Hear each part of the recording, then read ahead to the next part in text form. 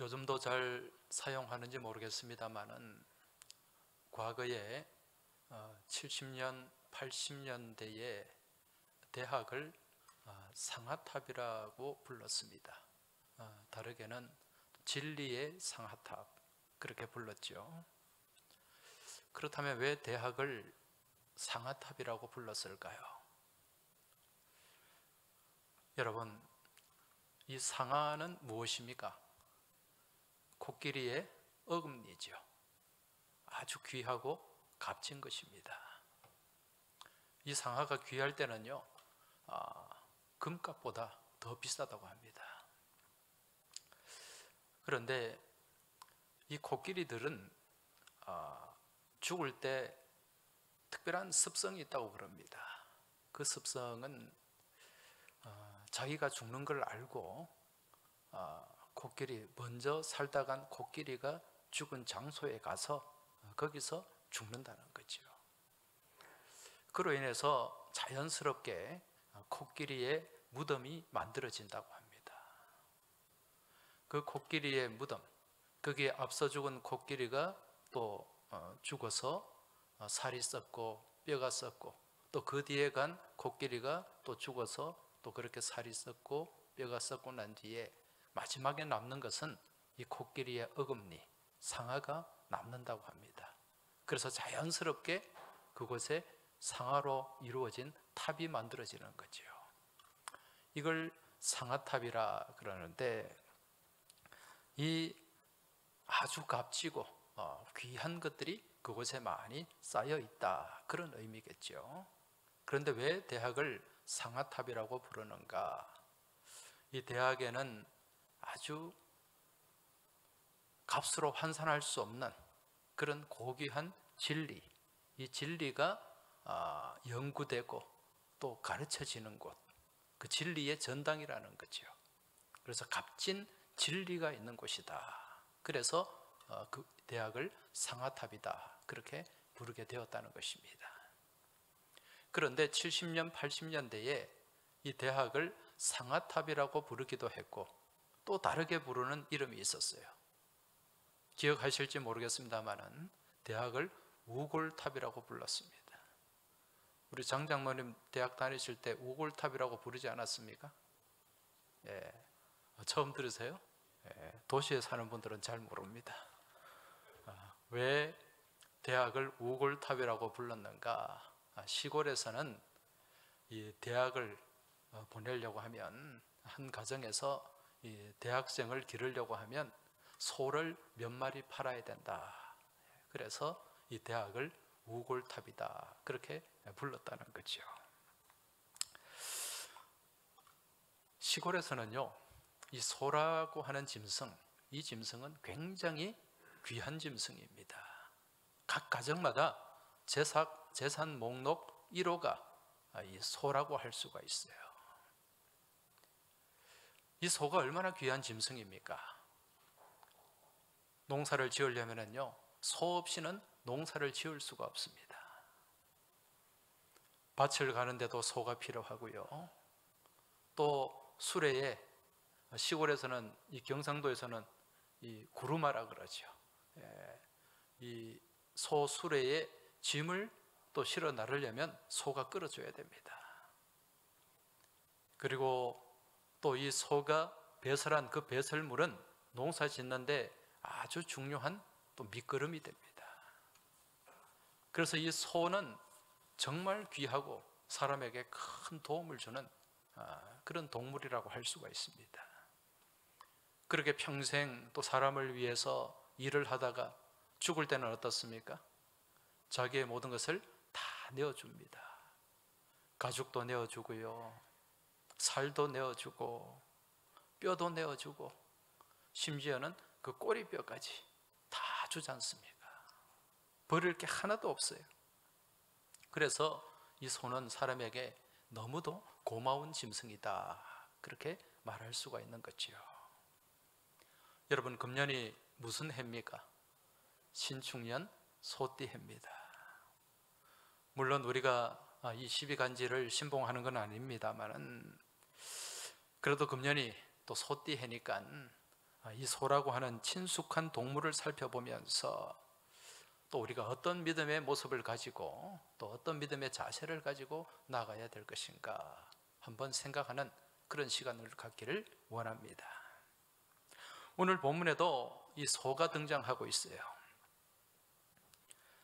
이 소들 두 마리의 소가 등장하는데 이 소에게 별명을 붙인다면 벳세메스로 가는 소, 그렇게 이름을 붙일 수가 있습니다. 자, 그런데 지금 이 두 마리의 소가 왜 벳세메스를 향해 나아가고 있는가? 여러분, 오늘 이 소의 모습을 보면서 우리가 다시 한번 우리의 신앙의 모습을 돌아봐야 됩니다. 지금 오늘 본문의 상황을 보면은요, 지금 이스라엘이 블레셋과 전쟁을 했는데 그 전쟁에서 정말 크게 패하고 말았습니다. 그 전쟁에서 죽은 이스라엘의 군사의 숫자가 한 4천 명이 넘을 만큼 큰 패배를 당한 거죠. 이제 이 전쟁에서 패한 다음에 이 전쟁에서 우리가 패한 이유가 무엇인가, 이걸 이스라엘 사람들이 분석을 했어요.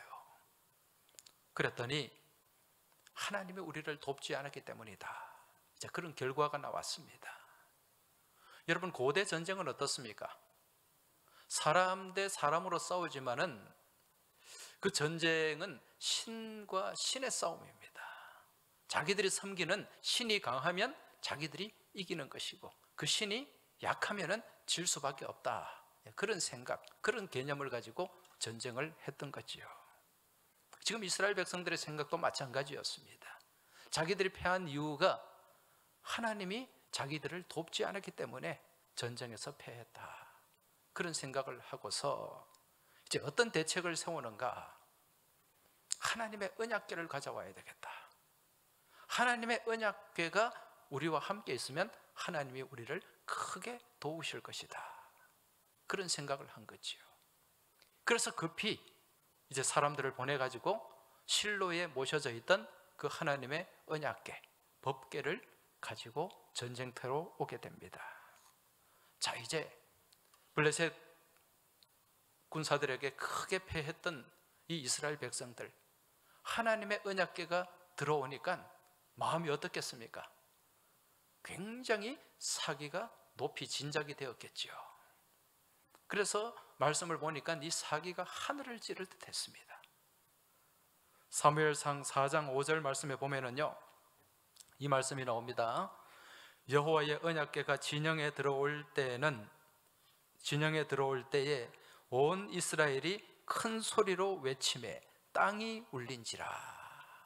사기가 어느 정도인지 아시겠죠? 막 함성 소리가 들리면서 땅이 울릴 정도로 그런 큰 함성을 외쳤습니다.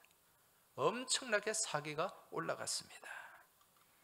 이때 맞은편에 대치하고 있던 블레셋 군대, 블레셋 군사들은 어떠했습니까? 사무엘상 4장 7절 말씀을 보면은요, 블레셋 사람이 두려워하여 이르되 신이 진영에 이르렀도다 하고 또 이르되 우리에게 화로다. 자, 이스라엘 신이 이스라엘 군사들 진영에 왔다는 거죠. 이것이 자기들에게 큰 화가 될 것이다, 그러면서 두려워했다, 이렇게 말씀하고 있습니다. 자, 여러분, 이 상황만 놓고 보면 지금 이 전쟁은 어떻습니까? 이미 승패가 갈렸어요. 전쟁이 끝난 것이나 다름이 없습니다. 그런데 막상 전쟁을 했습니다. 이 상황에서 이스라엘과 블레셋이 다시 이제 전쟁을 했는데 결과가 어떻습니까?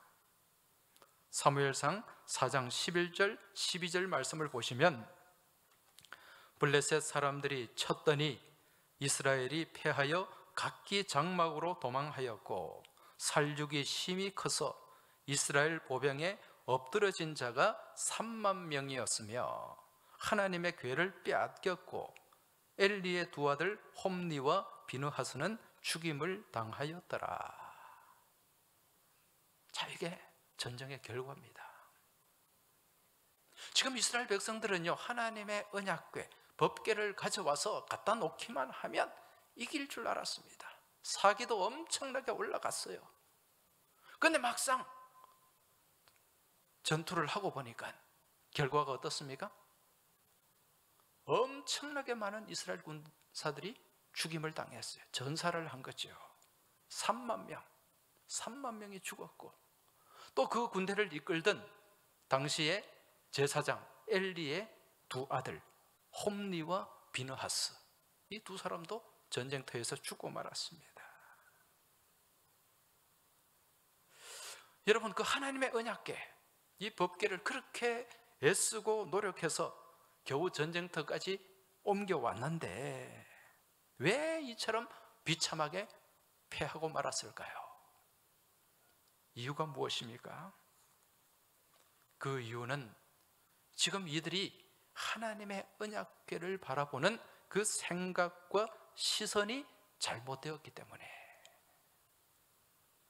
지금 이들은 하나님의 그 언약궤, 여러분, 이 하나님의 언약궤에는 하나님의 말씀이 담겨 있어요. 약속이 담겨 있어요. 이 하나님의 말씀, 하나님의 약속을 마치 무슨 부적처럼 생각을 한 거죠.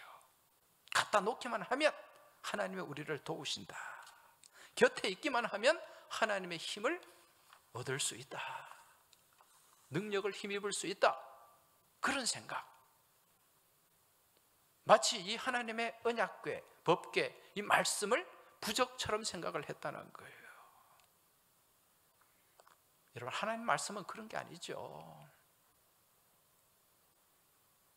하나님의 말씀은 이 성경책 내 몸에 지니고 다니고, 주님의 십자가를 내 목에 걸고 다니고, 그러면 뭐 나를 해롭게 하는 그런 악한 기운들이 떠나고 나쁜 일들이 생기지 않고 뭐 그런 일들이 일어납니까? 간혹 교인들 중에는요, 그렇게 생각하는 사람이 있는 것 같아요. 어려울 때, 힘들 때 이 성경책을 몸에 지니고 다니고 십자가 목걸이를 목에 걸거나 그렇게 다니면 하나님의 도움을 힘입을 수 있다. 마치 말씀을 부적처럼 생각하는 그런 사람들도 없지 않아 있어요.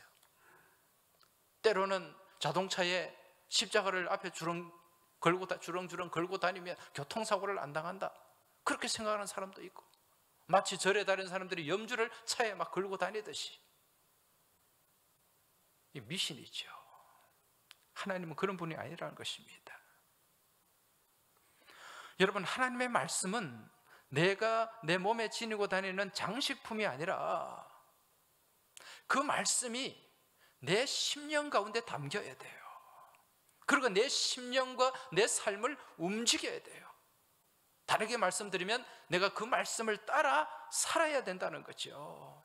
그렇게 살아갈 때 그 말씀에 은혜가 있고 그 말씀에 능력이 나타나는 것인데, 그저 말씀을 곁에 두기만 하면, 말씀을 갖고 다니기만 하면 내게 도움이 된다, 능력이 된다, 이런 미신적인 생각.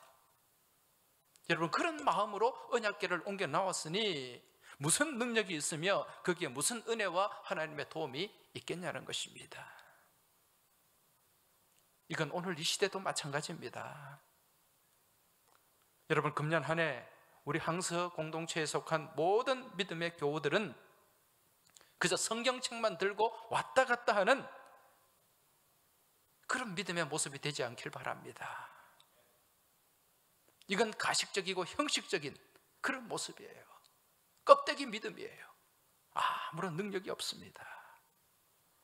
여러분, 말씀의 은혜가, 말씀의 능력은 그 말씀을 간절히 사모하고 그 말씀을 끝까지 붙잡고 그렇게 그 말씀을 살아낼 때 말씀의 능력이 있고 말씀의 은혜가 있고 말씀의 권세가 나타나게 되는 줄 믿으시기 바랍니다. 금년 한 해 이러한 믿음의 모습을 가지고 말씀과 함께 동행하고 주님과 함께 나아가는 복되고 은혜로운 한 해, 하나님의 능력과 은혜가 충만한 복된 한 해가 되시길 주의 이름으로 축원합니다. 지금 이 블레셋 군대에 패한 이스라엘 백성들, 이스라엘 군사들은요, 이제 무엇을 뺏겼는가? 자기들에게 도움이 될 줄 알고 옮겨 놓았던 그 언약궤, 법궤를 빼앗기고 말았습니다. 블레셋 군사들이요, 하나님의 언약궤를 빼앗아 가지고 어디로 가져갔습니까? 자기들의 성읍 아스돗이라고 하는 곳에 가져가서 거기에 놔두었어요. 어디에? 그들이 섬기는 다곤이라고 하는 신, 그 신전에 그 하나님의 언약궤를 거기에다 갖다 놓아둔 것입니다. 한마디로 방치해 놓은 거죠. 그런데 이튿날 그 다곤의 신전에 언약궤를 놓아두었는데 이튿날 그 신전에 가봤더니 어떤 일이 일어났습니까? 그들이 섬기는 그 신상이, 다곤 신상이 엎드려져 있어요. 쓰러져 있는 겁니다. 이거 왜 이러지? 그러면서 다시 신상을 세워놨겠죠. 그리고 그 이튿날 다시 그곳에 가봤더니 또 이 다곤의 신상이 넘어져 있어요. 넘어진 게 그냥 넘어진 게 아니라 이 다곤의 목도 부러지고 손목도 부러져 있었어요. 몸뚱아리만 남아있는 거죠. 그리고 그 이후에 이제 정말 이상한 일들이 일어납니다. 백성들의 몸에 독종이 일어나는 거예요. 악한 종기가 막 생기는데 이게 전염병이 막 번져나가는 거예요. 사람들이 죽어나가요. 지금 이 블레셋 군사들이 큰 전리품이라고 생각하고 옮겨놓았던 이 법궤가 도리어 큰 재앙이 되고 만 것입니다. 그러니까 이 사람들, 아스돗에 있는 사람들이 이거 안 되겠다. 그래서 여기 놔두지 말고 다른 곳으로 옮겨 놓아야 되겠다. 그래서 에그론이라고 하는 성읍으로 갖다 놨는데 또 그 사람들은 왜 이걸 우리에게 갖다 놓느냐? 원망합니다.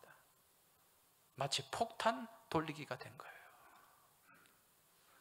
자, 이제 이 법궤, 언약궤는 이 블레셋 사람들이 가지고 있어야 될 것이 아니라 빨리 처분해야 될 물건이 되고 말았습니다. 빨리 돌려보내야 되겠다.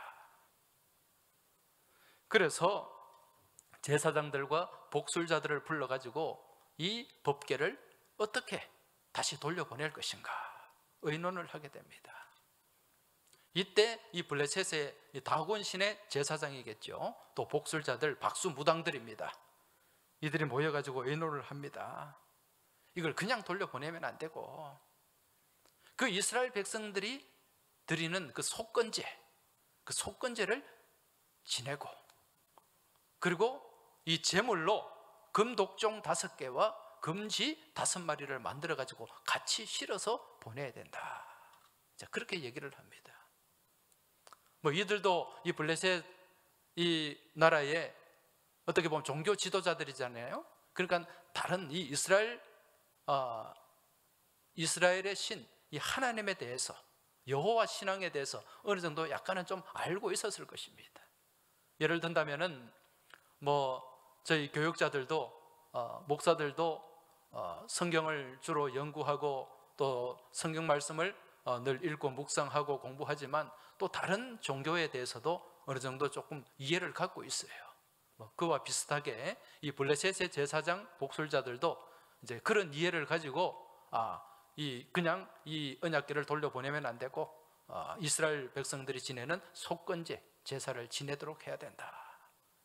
이제 그런 얘기를 한 거죠. 여러분, 이 속건제가 뭡니까? 이게 배상 제사잖아요.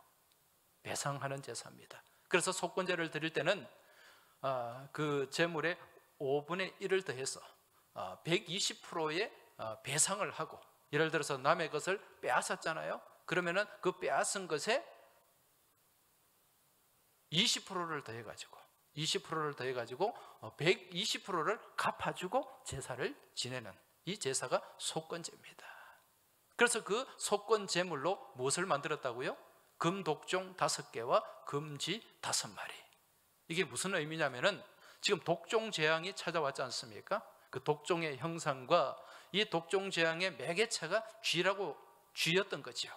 그래서 쥐의 형상 5개를 만들고, 이 5개를 만든 것은 블레셋이 5개의 성읍으로 이루어진 국가였어요. 그래서 5개를 만들어서 이제 제물로 옮겨 거기에 속건 제물로 이제 드렸던 거죠. 그리고 이제 어떻게 하는가? 전나는 암소 2마리를 취하게 됩니다. 전나는 암소 2마리를 취해가지고 새 수레를 만들어서 그 수레 위에 이제 이 법궤를 싣고 거기에 속건 제물을 싣고 이제 떠나보내게 되는데, 그 떠나보내는 장소가 어디입니까? 벳세메스라고 하는 장소입니다. 이 벳세메스는 바로 블레셋과 이스라엘 국경지대에 있는 이스라엘의 성읍입니다. 자, 그런데 이 소들을 벳세메스로 보내는데 어떻게 보냅니까? 지금 이 암소들을 어떤 암소를 뽑았는가? 전나는 암소라 그랬어요. 여러분, 전나는 암소는 어떤 소죠? 새끼를 출산했다는 거죠. 새끼가 있는 암소입니다. 그 새끼가 있는 암소 2마리를 취해가지고 이제 이 암소 2마리가 수레를 끌고 벳세메스를 향해서 좌로나 우로나 치우치지 않고 곧바로 나아가면 지금 이들에게 내려진 이 재앙이, 이 독종 재앙이 여호와로 인한 것이다. 다르게 얘기하면 하나님이 내린 재앙이다. 이제 그렇게 판단을 하고, 만약에 이 전나는 암소 2마리, 이 2마리가 벳세메스를 향해 가지 않고 딴 데로 가거나 아니면은 안 가려고 버틴다면 이건 우연히 일어난 일이다. 이제 이렇게 판단을 하게 되는 것입니다. 지금 이 블레셋 이 복술자들이 전나는 암소를 택한 것은 이유가 있어요. 무슨 이유입니까? 여러분, 소가 새끼를 놓고 새끼를 떼어놓고 다른 곳으로 간다는 것, 여러분 이게 가능하겠습니까? 쉽지 않죠. 새끼가 있기 때문에 아무래도 안 가려고 할 거예요. 벳세메스를 향해 곧바로 가기 어려운데 그렇게 어려운 상황을 만들어 놓고서 이게 하나님께서 하신 일이 아니라는 것을 한번 자기들이 그렇게 유도하기 위해서 전나는 암소 2마리를 택했다, 그렇게 볼 수도 있다는 것입니다. 아무튼 이제 이 복술자들이 시키는 대로 암소 2마리를 취해가지고 새 수레를 만들고, 그리고 거기에 하나님의 언약궤를 싣고 금독종과 금지를 싣고 이제 이 소를 출발시켰는데 어떤 일이 일어났습니까? 이 소들이 어떻게 했습니까? 안 가려고 버텼어요? 딴 데로 갔습니까? 아니죠. 곧바로 좌로나 우로나 치우치지 않고 벳세메스를 향해 나아간 것을 볼 수가 있습니다. 지금 이 소들에게 맡겨진 그 사명을 책임 있게 감당을 하는 거죠. 자, 이제 지금 우리는 이 벳세메스로 향해 나가는 2마리의 소를 보면서 금년에 우리가 어떤 신앙의 자세와 신앙의 방향을 가지고 나아갈 것인가, 한번 우리가 다시 한번 새롭게 마음을 정하고 뜻을 정하는 그런 시간으로 삼아야 될 줄 믿습니다. 여러분, 지금 이 벳세메스를 향해 나가는 2마리의 소, 지금 이 소들은 자신들이 나가는 그 방향을 통해 무엇을 나타내고 있는가, 이게 참 중요한 문제입니다. 지금 이 소들이 수레를 끌고 가면서 무엇을 나타내고 무엇을 보여주고 있는 것입니까? 지금 이 소들은요, 자신들이 나아가는 그 진행 방향을 통해서 하나님의 뜻을 나타내고 보여주고 있는 것을 보게 됩니다. 지금 이 소들이 곧바로 벳세메스로 향해 나아가면 이 재앙은 하나님께서 내린 것이다, 이제 그것이 나타나게 되잖아요. 그걸 지금 이 소들이 자신들의 그 가는 방향, 그 길을 통해서 보여주고 있다는 것입니다. 따라서 금년 한 해 우리는요, 이 소처럼 우리의 삶의 방향과 우리의 믿음의 모습을 통하여 하나님의 뜻을 나타낼 수 있어야 됩니다. 다시 말해서 금년 한 해 우리 하나님께서 우리를 통해 하시고자 하는 하나님의 뜻이 무엇인가, 하나님의 선한 계획이 무엇인가를 나타내고 드러내는 그런 삶이 금년 한 해 우리의 삶이 되어야 된다는 것입니다. 여러분, 그러기 위해서는요, 버려야 될 것이 있습니다. 꺾어야 될 것이 있습니다. 그것이 무엇인가?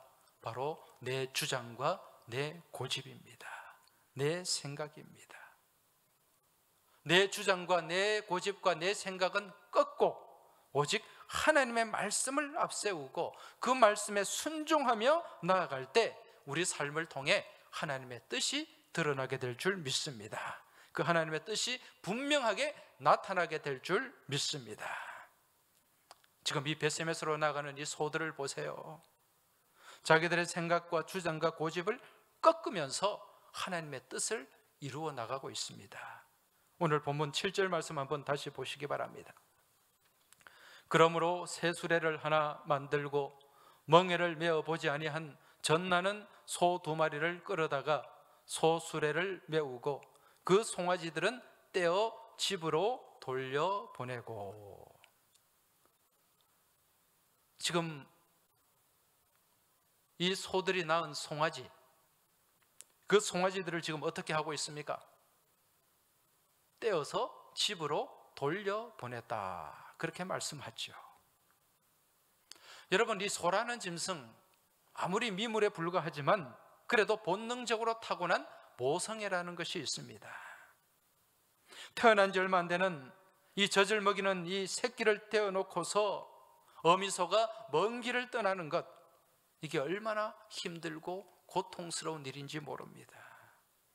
그러나 그 길이 자신에게 맡겨진 사명이요, 또 하나님을 향한 여정이라면 가장 사랑하는 것까지도 포기하고 내려놓고 나아가야 한다는 것, 이것을 오늘 이 소들을 통해 우리에게 보여주고 말씀하고 있는 것입니다. 여러분, 우리가 살아가면서 이 땅의 삶을 가장 복되게 사는 모습이 무슨 모습, 어떤 모습일까요? 우리가 어떻게 하면 이 땅에 주어진 이 삶을 가장 복되게 살아갈 수 있을까요? 그것은 바로 하나님의 사명을 감당하는 것입니다. 하나님께서 맡겨주신 사명을 감당하며 그 사명을 위해 살아갈 때 우리의 삶이 가장 복된 인생 여정, 삶이 될 수 있다는 것입니다. 여러분, 우리가 언젠가는 다 하나님 앞에 서게 되겠죠. 반드시 하나님 앞에 서야 됩니다. 그때 하나님 앞에 섰을 때 하나님이 우리에게 너 이 땅에서 70년, 80년 무엇하다 왔느냐, 이렇게 질문을 하신다면 여러분, 하나님께 무슨 대답을 하시겠습니까?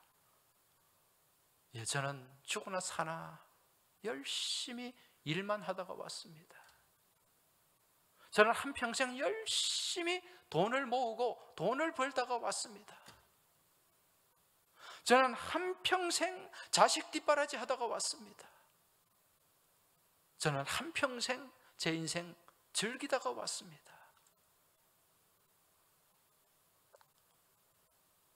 여러분, 어떤 대답 하시겠습니까? 이런 대답들이 하나님 앞에 무슨 의미가 있겠습니까?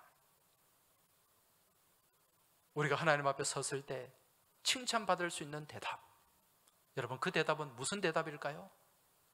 예, 저는 주님께서 맡겨주신 사명 감당하다 왔습니다. 주님께서 맡겨주신 그 일에 최선을 다하는 삶을 살다 왔습니다. 여러분, 그 대답이 가장 복된 대답이 아닐까요? 그 인생이 가장 복된 인생이 아니겠습니까? 그렇기 때문에 하나님 앞에 주님께서 주신 그 사명을 맡아서 그 사명을 잘 감당하다 하나님 앞에 서는 그 인생이 가장 복되고 아름다운 인생, 또 우리 하나님께 칭찬받을 수 있는 인생이라는 것입니다. 그래서 우리는요, 이 땅의 삶을 살면서 다른 무엇보다도 주님께서 주신 사명 감당하기 위해서 최선을 다하는 삶을 살아야 됩니다. 이처럼 맡겨주신 사명을 잘 감당하기 위해서는 어떻게 해야 되는가? 내가 사랑하는 것을 하나님을 위해서라면 포기할 줄 알아야 됩니다. 그리고 삶의 우선순위를 하나님께 두고 살아야 된다는 거죠. 무슨 얘기입니까? 지금 벳세메스로 향해 나가는 이 암소, 이들의 사명은 무엇입니까? 벳세메스로 하나님의 언약궤를 옮겨가는 거예요. 정확하게 그것까지. 그런데 지금 이 소들은 새끼를 낳은 소예요. 가장 사랑하는 자신의 새끼들이 있습니다. 근데 그 새끼들을 어떻게 합니까? 데리고 가요? 아니죠. 떼어놓고 버려두고 그렇게 주어진 사명을 감당하고 있다는 것입니다. 여러분, 오늘 우리들 또한 하나님의 사명을 감당하기 위해서는 내가 가장 사랑하는 것까지, 가장 귀하게 여기는 것까지 내려놓고 포기할 수 있어야 됩니다. 그래야 하나님의 사명을 제대로 감당할 수 있다는 것입니다. 그리고 모든 우선순위를 누구에게 두고 살아야 된다고요?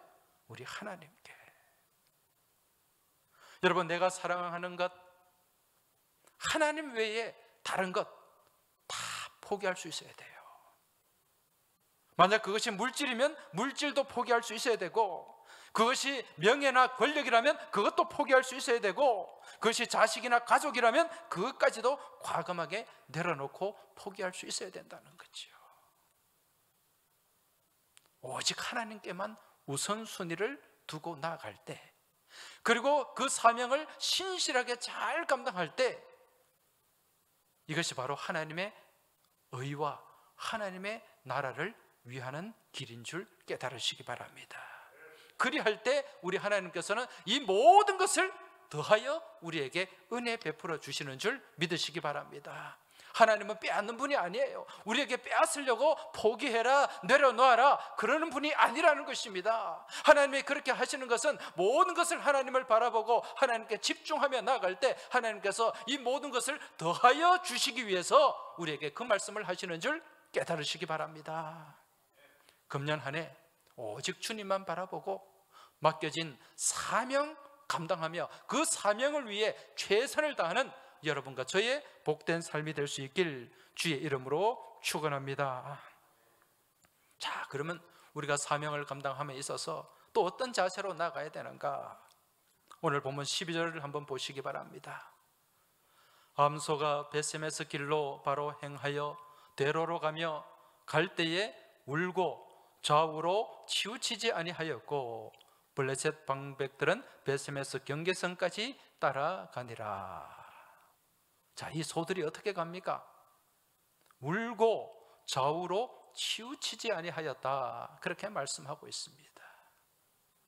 여러분, 사명을 감당하고 하나님의 말씀을 싣고 가는 사람은요, 그 인생은 좌로나 우로나 치우치지 않아야 됩니다. 오직 무엇을 바라봐야 됩니까? 표대를 바라봐야 돼요. 지금 이 소들에게 표대가 무엇입니까? 벳세메스입니다. 이 벳세메스의 뜻은 궁전이라는 뜻이에요. 오늘 우리들도 마찬가지입니다. 우리 인생 수레에 하나님께서 주신 그 말씀을 싣고서 정말 힘들어도 고통스러워도 그 말씀을 싣고 앞을 바라보며 표대를 바라보며 좌로우로 치우치지 않고 나가야 된다는 거예요. 뒤를 돌아봐서도 안 됩니다. 쟁기를 잡은 자가 뒤를 돌아보게 되면 그 사람은 하나님 나라에 합당치 않다고 말씀하고 있습니다. 우리는 앞을 봐야 돼요. 자꾸 뒤를 돌아보면서 기웃기웃하면서 옛날에 어쩌고 옛날에 그때가 어쩌고 그런 생각, 그런 말 하지 마시기 바랍니다. 예수 믿는 사람은요, 앞을 보고 나아가야 돼요. 표대를 보고 나아가야 됩니다. 우리의 표대가 누굽니까? 바로 우리의 믿음의 주 되시는 예수 그리스도인 줄 믿으시기 바랍니다. 그 옆도 돌아보지 마세요. 자꾸 옆에 무엇이 있나 기웃, 여기 기웃, 저기 기웃 하지 마시라는 거예요. 신앙생활 하면서 주님만 바라봐야지 옆 사람 보면서 신앙생활 하려고 하지 마시기 바랍니다. 옆 사람 보면서 생각하고 옆 사람 보면서 비교하고 옆 사람 보면서 판단하지 마시라는 거예요. 오직 신앙의 길은 누구와 누구와의 관계입니까? 하나님과 나와의 관계입니다. 주님만 바라봐야 돼요. 옆 사람 바라보면 시험 들 때도 많습니다. 신앙에 어려움 겪을 때도 많아요. 그러나 주님 바라보면 위로가 있는 줄 믿으시기 바랍니다. 주님 바라보면 용기 얻게 되는 줄 믿으시기 바랍니다. 주님 바라보면 승리하게 되는 줄 믿으시기 바랍니다. 여러분, 토끼와 거북이 얘기 다 아시죠? 제가 언젠가도 한번 말씀을 드렸는데, 토끼와 이 거북이가 경주를 했는데 누가 이겼습니까? 토끼가 이겼어요? 거북이가 이겼어요? 거북이가 이겼죠. 왜 거북이가 이겼을까요? 토끼는 가다가 중간에 잠을 잤기 때문에? 물론 그것도 이유가 됩니다만은, 거북이가 이긴 것은 거북이가 바라보는 목표는 산 정상이었습니다. 거북이는요, 다른 것 보지 않았어요. 산 정상만 보고 나아갔어요. 그런데 토끼가 바라본 것은 무엇이었습니까? 정상이 아니라 옆에 있는 거북이였습니다.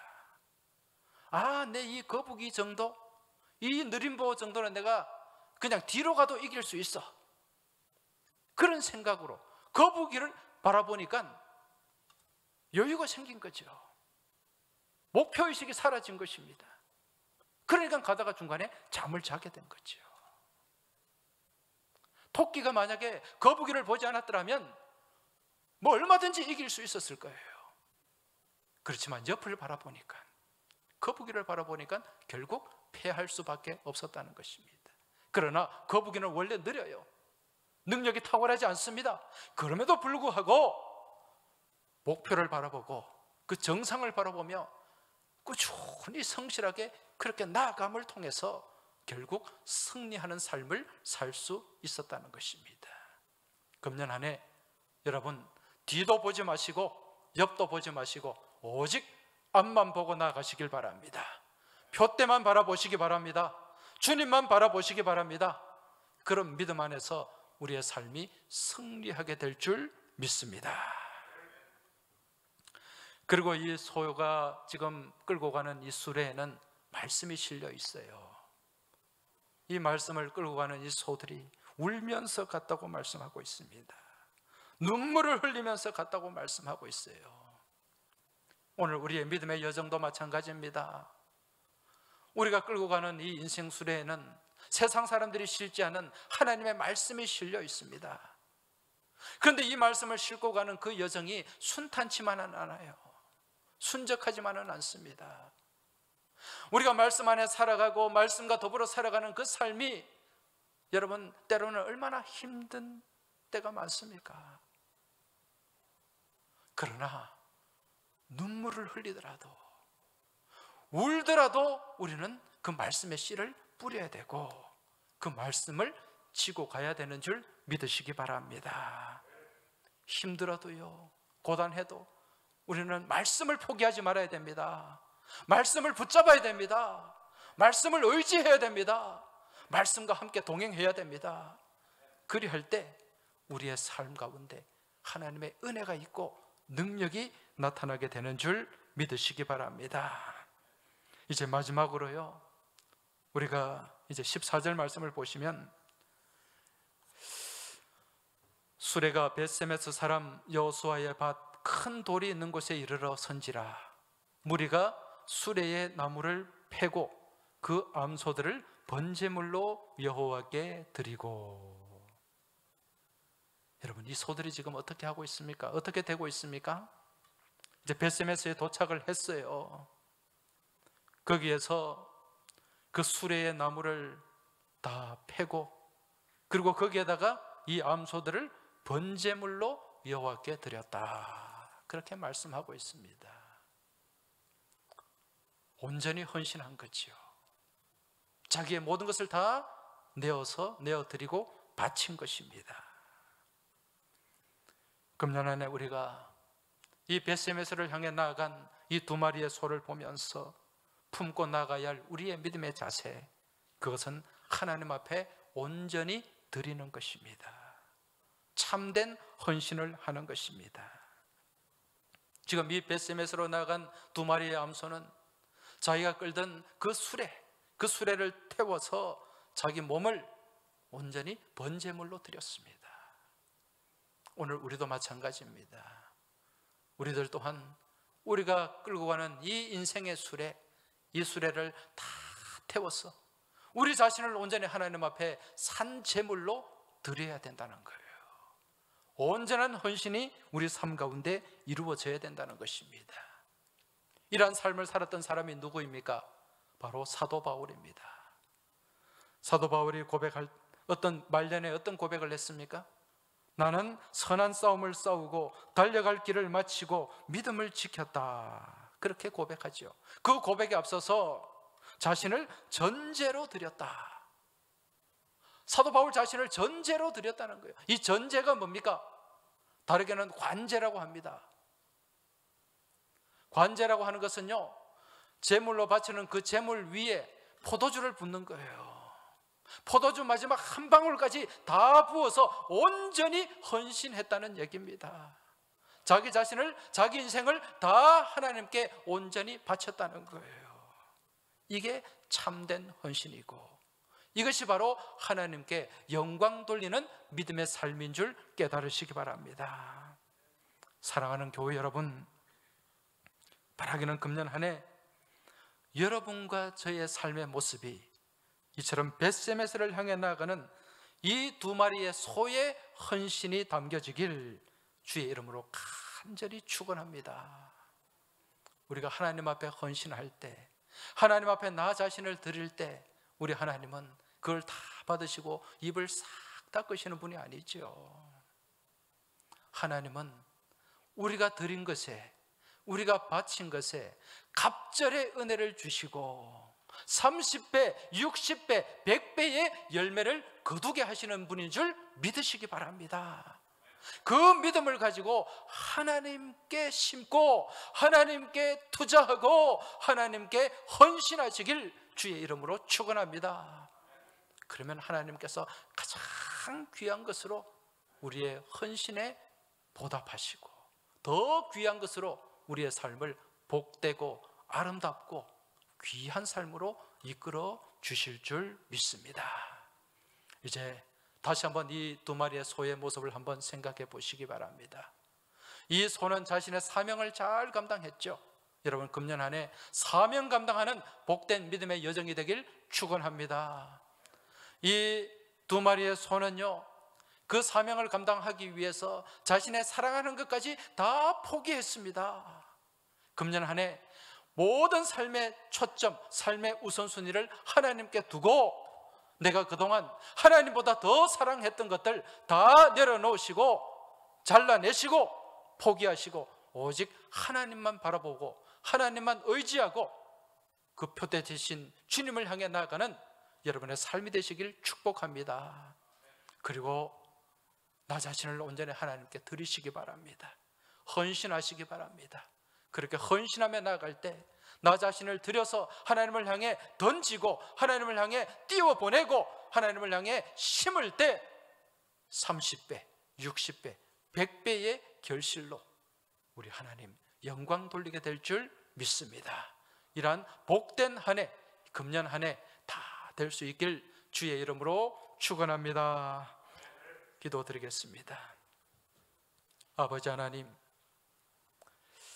오늘 말씀을 통해 벳세메스를 향해 나가는 두 마리의 소를 보면서 우리가 어떤 믿음의 삶을 살아야 될지, 금년 한 해 어떤 믿음의 자세로 나가야 될지를 깨닫게 하시니 감사합니다.